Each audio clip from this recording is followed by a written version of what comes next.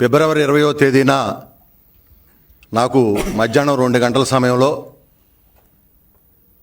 దొంతు చిన్న గారు ఫోన్ చేసి నాకు అనేక సంవత్సరాలుగా నాకు మంచి మిత్రుడు, అనేక ఉద్యమాల్లో మేము పాల్గొన్నాం, మా బీసీ సోదరుడు. దాంతోపాటుగా పార్టీ కార్యాలయం నుంచి కూడా ఫోన్ చేసి ఈరోజు బీసీ సెల్ అధ్యక్షులుగా ఆనాడు ఉన్నటువంటి కొల్లు రవీంద్ర గారు ఊళ్ళో లేరు, బయట ఉన్నారు. మీరు గన్నవరంలో దొంతి చిన్న గారి మీద ఉదయం వారి ఇంటి మీద దాడి జరిగింది కాబట్టి వెళ్ళి కేసు పెట్టించండి అని చెప్పినప్పుడు, నేను ఒక పెళ్లిలో ఉండి ఒక శుభ కార్యక్రమంలో ఉండి నేను అక్కడి నుంచి అడావుడిగా బయలుదేరి గన్నవరం వెళ్ళాను. కార్యాలయంలో అక్కడ మా నాయకులందరూ కూడా ఒక 20 మంది కూర్చుని ఉన్నారు. కేసు రాయాలంటే మాకు ఏ లాయర్ కూడా రాలా. అప్పుడు నేనే ఆనాడు రిటర్న్గా కేసు రాసి ఏం జరిగిందనేది దొంతి చిన్న గారు రాసి మేమందరం కూడా స్టేషన్కి వెళ్ళాం. స్టేషన్కి వెళ్ళిన తర్వాత మాత్రమే డైరెక్ట్గా స్టేషన్ దగ్గరికి పట్టాభి గారు వచ్చారు. మేము ఆఫీస్లో దాదాపుగా ఒక అరగంట పైబడి మేమందరం కూర్చొని డిస్కషన్ చేసి ఈ కేసు రాయటం. అదేవిధంగా అక్కడ సత్యవర్ధన్ కూడా ఆ కంప్యూటర్ ఆపరేటర్గా ఆ పేపర్ కావాలంటే మంచి కావాలంటే కూడా తను కూడా అక్కడ ఉన్నాడు. మేము కేసు పెడతా ఉన్నాం. ఎస్ఐ గారు సిఐ గారు నిలబడి ఉన్నారు స్టేషన్ ముందర. మేము పట్టాభి గారు వచ్చారు, మాట్లాడి చెబుతున్నాం. లోనకు కూడా వెళ్ళా, బయటే నుంచున్నాం. ఈ లోపల సిఐ గారికి ఫోన్ వచ్చింది, మాకు కూడా ఫోన్ వచ్చింది, పట్టాభి గారికి, అందరికీ ఒకేసారి. ఆఫీసుని మీద వంశీ వచ్చి దాడి చేపించేస్తున్నాడు, దాదాపుగా 100-150 మంది ఉన్నారని చెప్పి ఫోన్ రావటం జరిగింది. మేము వెంటనే ఆ కేసు ఇచ్చి, మాలో కొంతమంది మేము ఇక్కడ ధర్నా చేద్దాం అనుకుంటే కాదు, మన కార్యాలయం ఆ విధంగా అవుతూ ఉంటే మనం ఇక్కడ ఎందుకు ఉండాలని కొంతమంది పట్టాభి గారు కానీ ఆ రోజు అక్కడ ఉండే మండల పార్టీ అధ్యక్షులందరూ అన్నప్పుడు,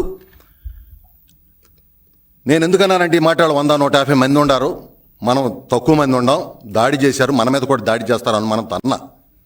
సరే ఏమైనా సరే వెళ్దాం అనుకున్న అందరం ఒక మాట తీసుకుని రోడ్డు ఎక్కాం. ఎక్కిన మరుక్షణం కర్రలు, రాడ్లు, కత్తులు. పట్టాభి గారిని చూడటమే ఎగబడిపోయారు. అదృష్టం ఏంటంటే ఆ రోజున పట్టాభి గారికి బాడీ గార్డ్స్ ఉండారు, కారు కూడా వెంటనే నడిపిస్తామన్నాడు. ఎప్పుడైతే వాళ్ళు దాడి చేశారో పట్టాభి గారిని వెంటనే బాడీ గార్డ్స్ కారులోకి తోసేయటం, వెంటనే కారు వెళ్ళిపోవటం జరిగింది. మేము అక్కడే ఉన్నాం. ఈ లోపల విపరీతంగా రాళ్ళు వేశారు. మొట్టమొదటిగా అక్కడ లక్ష్మి అనే తెలుగుదే మహిళా నాయకురాలని కొట్టడం, ఆవిడ పడిపోవటం, బ్లడ్ కారి పడిపోవటం జరిగింది. మేమందరం కూడా అక్కడి నుంచి ఆవిడని తీసుకుని కార్యాలయం వైపుకి చల్లాచెదురైపోయాం. ఉండదే 20-25 మంది. వాళ్ళ ముందర ఎక్కడోళ్ళు చూసి చాలామంది చల్లాచెదురైపోయారు. మేము పార్టీ కార్యాలయంకి వెళ్ళాం. వెళ్ళిన తర్వాత చూస్తే మొత్తం కూడా కార్యాలయం అంతా కూడా ధ్వంసం అయిపోయి ఉంది. నేను కూడా ఒక చిన్న కారు మా అల్లుడిది ఉంటే అప్పుడు వాడుకునేవాడిని, రెడ్ కారు నాదే. ఆ కారులు కగలేసి వీటిని కూడా పగలగొట్టి మొత్తం కూడా ధ్వంసం చేసేసారు. మేము అక్కడ నిలబడినప్పుడు నిదానంగా కొంతమంది వచ్చారు. ఈ దాడి జరిగినప్పటికీ మళ్ళీ రెండోసారి మళ్ళీ అటాక్ చేయడానికి మా ఆఫీస్ కాడికి వచ్చారు. రెండోసారి అప్పుడు విపరీతంగా రాళ్ళు ఇస్తున్నప్పుడు సిఐ గారికి దెబ్బ తగిలింది. నేను ఈ రోజున జగన్మోహన్ రెడ్డి గారి ప్రెస్ మీట్ చూశా. నాకు ఆశ్చర్యం అనిపించింది. కనీసం ఎవరైనా అక్కడ ఆ రోజు ఉండేవాళ్ళు చెప్పినా ఒక రకంగా ఉండేదేమో. మరిగా ఎవరు చెప్పారో నాకు తెలీదు. పట్టాభి గారు అంటే అక్కడ ప్రెస్ మీట్ పెట్టారంట గన్నవరంలో.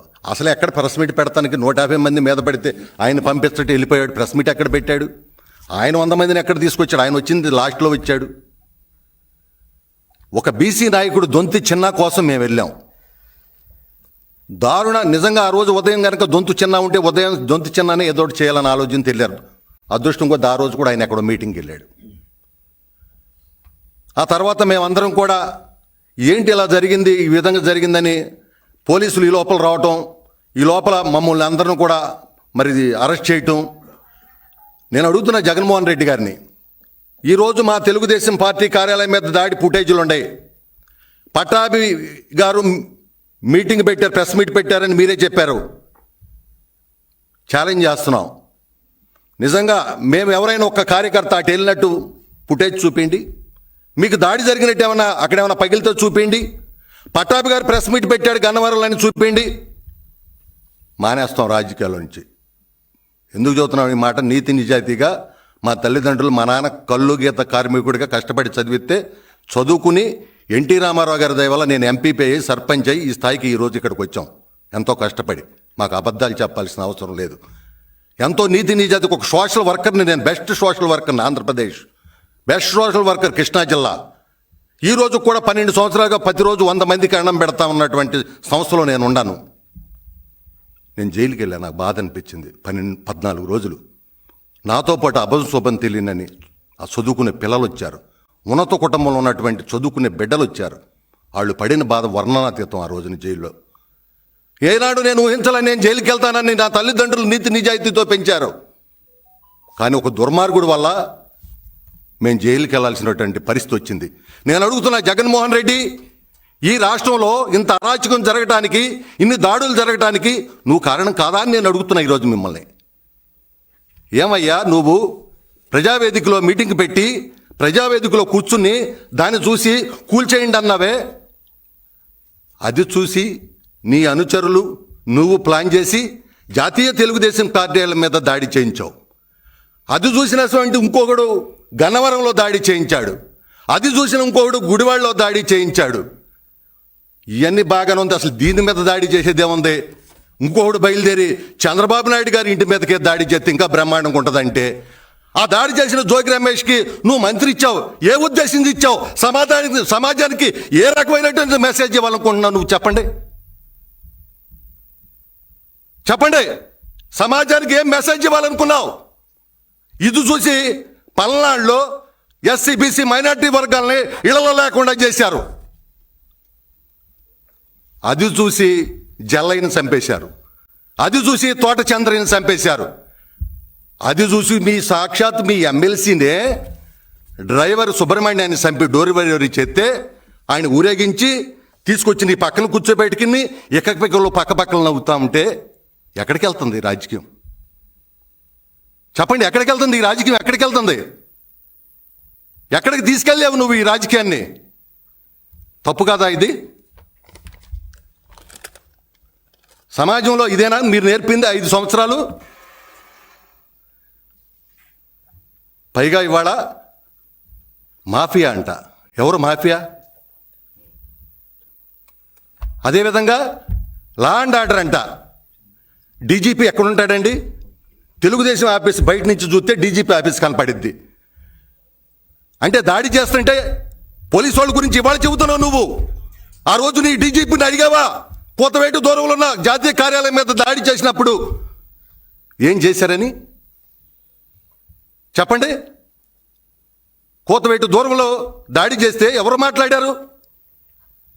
నువ్వు పెంచి పోషించి దాడులు చేయించి హత్యలు చేయించి వ్యవస్థను మొత్తం కూడా సర్వనాశనం చేసి ఈ రాష్ట్రాన్ని గుప్పిట్లో పెట్టుకోవాలని చూసావు. పైగా ఇందాక ప్రెస్ మీట్లో మాట్లాడుతూ ఉన్నాడు. అందం అంట. అందంగా కనపడుతున్నారు వాళ్ళు నీకు? నేను అడుగుతున్నా, గ్లామర్ లేని భాష మాట్లాడగలిగే మూర్ఖులు, మేనర్స్ లేని విపరీతమైన ప్రవర్తన కలిగిన ఉన్మాదులు, తల్లి చెల్లి గురించి నీచమైన మాటలు మాట్లాడగలిగే యదవలు, ఏ పార్టీ జెండా నీడలో రాజకీయ పుట్టారో అదే పార్టీ కార్యాలయం మీద దాడులు చేసినటువంటి విశ్వాసఘాతుకులు నీకు అందంగా కనపడతా ఉన్నారా? పైగా లోకేష్ బాబు గారితో పోలిక. లోకేష్ బాబు గారు స్టాన్ఫోర్డ్ యూనివర్సిటీలో చదువుకుని ప్రపంచ బ్యాంకులో ఉద్యోగం చేసినటువంటి వ్యక్తి. అంతేకాదు ఆయన మంత్రిగా, పంచాయతీరాజ్ శాఖ మంత్రిగా ఒకే సిద్ధాంతం మీద పనిచేశాడు. పల్లె సేవ చేస్తే పరమాత్మ సేవ చేయని నమ్మి ఆనాడు రాష్ట్రంలో, దేశంలో ప్రధాని నరేంద్ర మోడీ గారు 10,000 కిలోమీటర్ల సిమెంట్ రోడ్లు వేయమంటే 25,000 కిలోమీటర్ల సిమెంట్ రోడ్లు వేశారు. సంపద తయారీ కేంద్రాలు, అంగన్వాడీ, పంచాయతీ బిల్డింగ్స్, అంతేకాకుండా ప్రతి స్తంభానికి ఎల్ఈడి సిస్టమ్ తీసుకొచ్చినటువంటి గొప్ప వ్యక్తి. అలాంటి వ్యక్తితో మీకు పోలిక? అందం అంటే మీ దృష్టిలో గూండాయిజం, రౌడీయిజం, దోపిడీలు, దౌర్జన్యాలు చేసేవాళ్ళు అందగాళ్ళ? జగన్మోహన్ రెడ్డి ఇప్పటికైనా మారండి. ఇప్పటికైనా మారండి. బీసీ బడుగు బలహీన వర్గాలకు చెందిన వాళ్ళని ఎంతమంది ఇబ్బంది పెట్టారో ఈరోజు రాష్ట్రంలో ప్రజలందరూ కూడా చూశారు. అందుకే మీకు 11 స్థానాలు ఇచ్చారు. ఇవాళ ఒక్కటే మేము తెలియజేస్తున్నాం, ఈరోజు ఎవరైతే బడుగు బలహీన వర్గాలని ఇబ్బంది పెడుతున్నారో, గత 5 సంవత్సరాలు పెట్టారో వాళ్ళకి ఇచ్చేవాల్సిన స్థానంలో ఇచ్చారు. ఇంకా బుద్ధి రాకపోతే ప్రజలు ఆ స్థానం కూడా లేకుండా చేస్తారని చెప్పి తెలియజేస్తా ఉన్నా.